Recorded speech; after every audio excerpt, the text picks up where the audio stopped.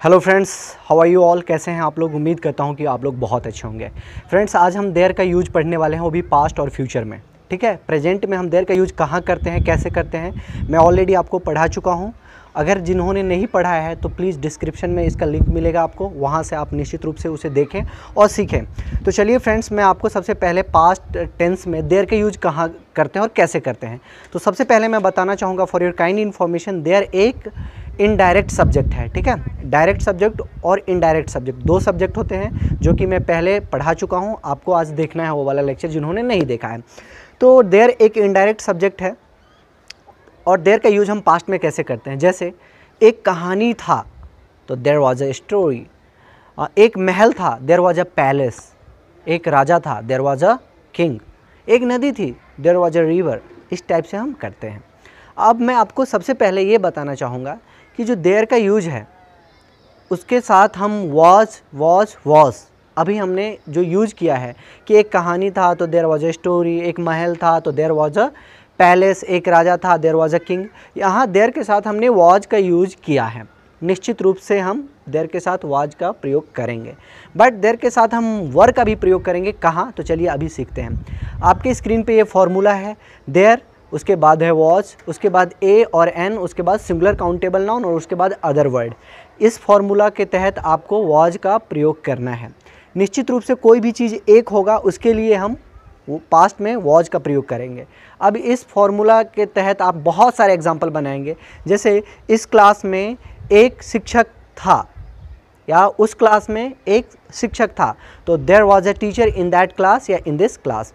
ठीक है, हमारे देश में एक महल था तो there was a palace in our country. उसके बैग में एक किताब था तो there was a book in his bag या इन हर बैग। इस तरह से हम बनाएंगे।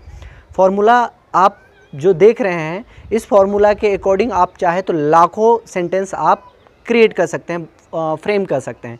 ठीक है फ्रेंड्स, अब हम आपको ये बताना चाहते हैं कि देयर के साथ हम वर का प्रयोग कहाँ करेंगे। जब प्लूरल काउंटेबल नाउन होगा वहाँ हम देयर के साथ वर का प्रयोग करेंगे। जैसे कि आप ये फॉर्मूला देख रहे हैं स्क्रीन पे, देयर, उसके बाद वर और उसके बाद नंबर्स यानी संख्या, उसके बाद प्लूरल काउंटेबल नाउन और उसके बाद अदर वर्ड।